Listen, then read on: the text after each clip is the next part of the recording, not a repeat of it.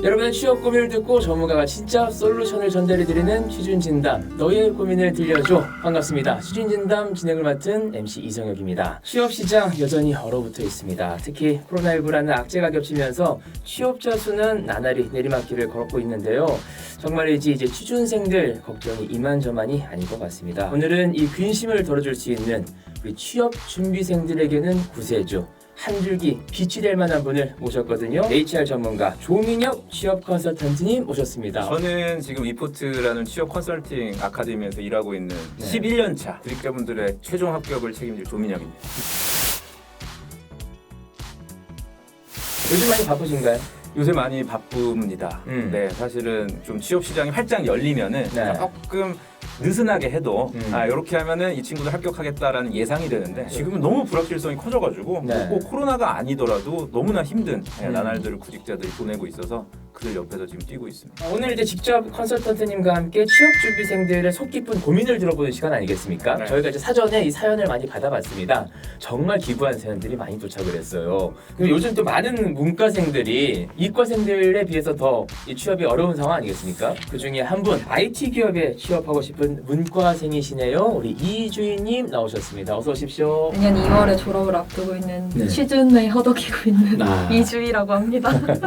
취준 허덕이고 있습니다. 실제로 이 취업 시장이 얼어붙어 있다는 얘기 많이 들었었고요. 하늘의 별따기다. 이 취업 시장에 있는 당사자로서 실제로 그렇습니까? 하늘의 별따기보다 더 힘든 것 같아요. 아. 이제 취업 활동에 뛰어든 지는 얼마 안 됐어요. 사실은 말로만 듣다가 이력서를 왜 100개씩 넣으면 하나 연락이 올까 말까 한다고 하잖아요. 네. 근데 이제 오늘은 좀 특별한 고민을 가지고 오셨다면서요? 저는 이제 문과생인데 IT 기업 취업을 이제 희망을 하고 있는데 네. 점수나 이런 스펙도 워낙에 상향 평준화가 되어 있으니까 네. 이공계 쪽에 그런 전문 지식도 없고 그렇다고 내가 대학을 다시 갈 수는 없는 상황이고 네. 우수하신 분들 사이에서 그렇죠. 내가 어떻게 이거를 뚫고 좀 갈 수 있을지가 어떤 직종을 희망하고 계신지요? 4차 산업 쪽에 이제 관심이 많아요. AI, 인공지능이라던가 네. 요즘 모빌리티도 워낙에 뜨고 있고 VR 뭐 이런 것들이 있잖아요. 네. 워낙에 전문 지식을 많이 요하기도 하고 엄두를 못 내는 경우가 많죠.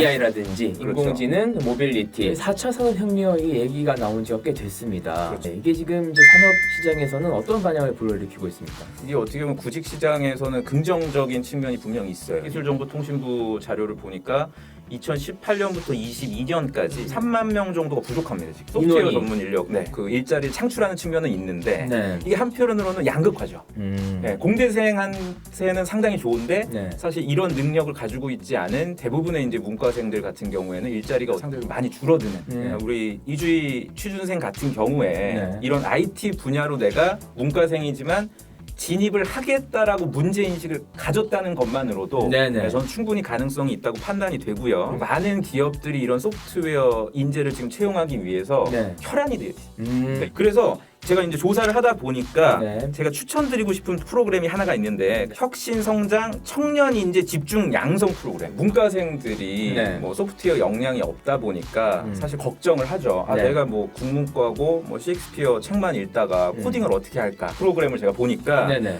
최소 900시간 일단 그 교육을 받게 돼요. 그래서 제가 환산을 해보니까 6개월 정도 됩니다. 교육에서 끝나는 게 아니라 실제로 교육에서 배웠던 거를 실무진들과 같이 참여해서 프로젝트를 진행을 합니다. 네. 현직자분들이 그러니까 학생 4명당 1명의 멘토가 같이 네. 참여를 해서 멀티로 봐주는 거예요. 제 나름대로 조사를 해보니까 상당히 그 임팩트가 있고 효과적인 네. 특히 구직 활동을 좀 어려워하고 있는 문과생들에게는 정말 좋은 기회가 아닐까. 네.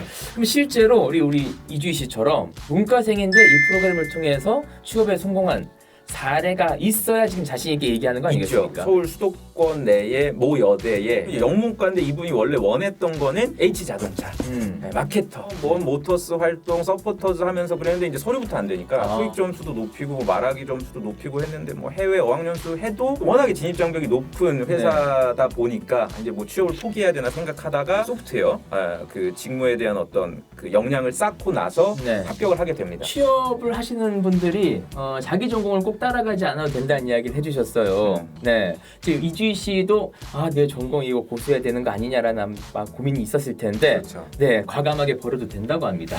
네. 좀 더 빨리 알았으면은 음. 좋았을 걸. 자소서 이미 100개 거의 가까이 넣고 다 떨어진 상황에 네, 좀 시간을 더 세이빙할 수 있었을 텐데 이런 음. 아쉬움도 있는데 그래도 이제라도 알죠. 주변에 이렇게 또 취업 준비하는 친구들도 많이 있을 것 같아요. 아무래도 이제 졸업반이다 보니까 그런 고민들도 많이 하실 것 같은데 주변 친구들 이야기는 어떻습니까? 이공계 계열 준비하다 보니까 이공계 전공한 친구들도 좀 있어요. 네, 저는 이제 그 친구들이 아무래도 과도 네. 그쪽을 나왔고 그래서 좀 더 수월하지 않을까 싶어서 친구들도 어쨌든 과가 그렇긴 하지만 포트폴리오도 더 이제 탄탄하게 구성을 해야 하고 네. 스펙도 쌓아야 하고 이런데 그런 방법들이라던가 네. 어떤 구성이 좋은 구성인지 이런 거를 몰라서 굉장히 어려워하는 친구들이 많더라고요. 이과생들만 힘들어하는 게 아닙니다. 이과생들도 이 고민들이 많은 것 같은데 이 이과생들도 이 프로그램을 통해서 어떤 고민 해결 가능할까요? 가능하죠. 컴퓨터공학과라든지 이런 네트워크나 AI 관련된 전공자들 같은 경우에는 네. 약간 희소식이 될 수가 있는 게 자소서를 거의 안 봅니다.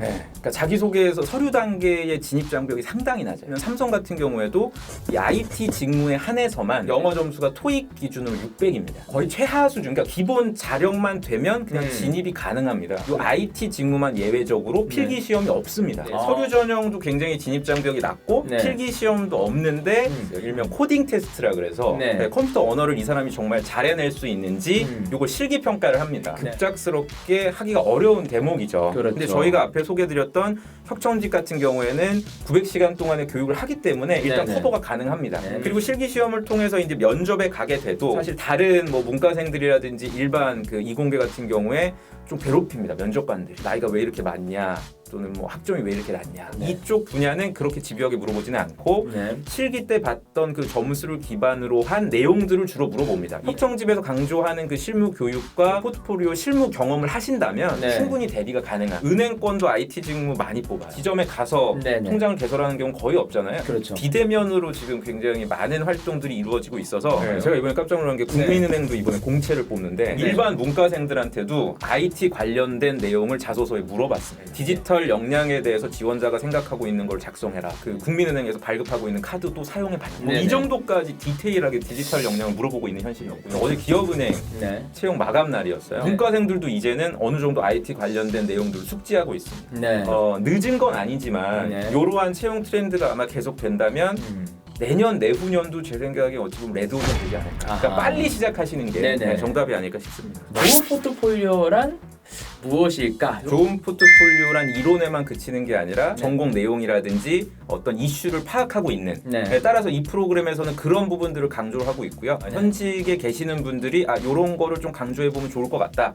프로젝트 수행할 때는 이렇게 접근해라. 어떻게 보면 코칭까지도 따라가기 때문에 네. 조금 더 밀착해서 산업의 이슈를 파악할 수 있다. 이렇게 정리할 수 있겠습니다. 이 프로그램을 통해서 취업으로 연결되는지 이 결과물이 상당히 중요하거든요. 취업률 혹시 데이터로 가지고 있는 게 있을까요? 제가 앞서서도 내실 있는 프로그램이라고 강조드렸던 이유가 바로 이건데요. 네.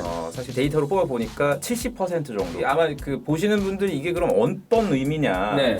일반적으로 예전에 이런 양성 프로그램들 민간 업체들에서 진행을 했었는데요. 네. 보통 50% 미만입니다. 네, 그것도 꽤 높은 수치였어요. 그쵸. 왜냐면 절반 정도가 취업이 보장될 수 있다는 것도 사실 엄청난데 그러니까요. 아무래도 프로그램이 좀 내실 있게 운영이 되다 보니까 70%까지도 진행이 되고 있고 사실 네. 작년 기준으로 해서 1,400여 명 정도가 이미 네. 프로그램을 수강을 했거든요. 빨리 여러분들이 좀 많은 분들이 좀 참여하셔서 네. IT 역량을 쌓아 나간다면 충분히 커리어를 만드실 수 있지 않을까 저는 생각합니다. 상당히 희망을 받습니다. 오늘 저희 이제 컨설턴님 만나서 여러 가지 또 이야기를 나눠봤는데 어떠셨는지요?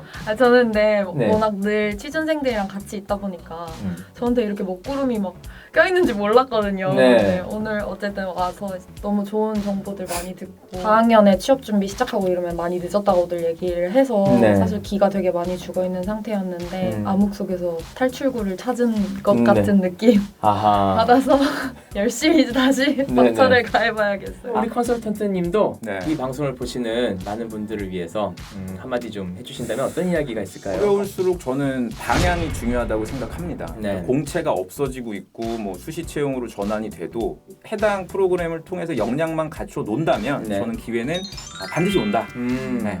현실적으로 잘 판단하시길 바라겠습니다. 자, 지금 뭐 문과생이든 이과생이든 전공에 상관없이 이 혁신성장 청년인재 집중 양성 프로그램에 들어오신 분들이라면 이미 시작은 반이다 이렇게 말씀드릴 수가 있을 것 같습니다. 절대 늦은 거 아니니까요. 조바심 내지 마시고 조급해하지 마시고 천천히 한 걸음 한 걸음 취업의 길로 가시면 좋을 것 같습니다. 저희는 여러분의 취업의 길 항상 응원하도록 하겠습니다. 여기서 저희는 인사드리도록 할게요. 함께해 주신 여러분 고맙습니다.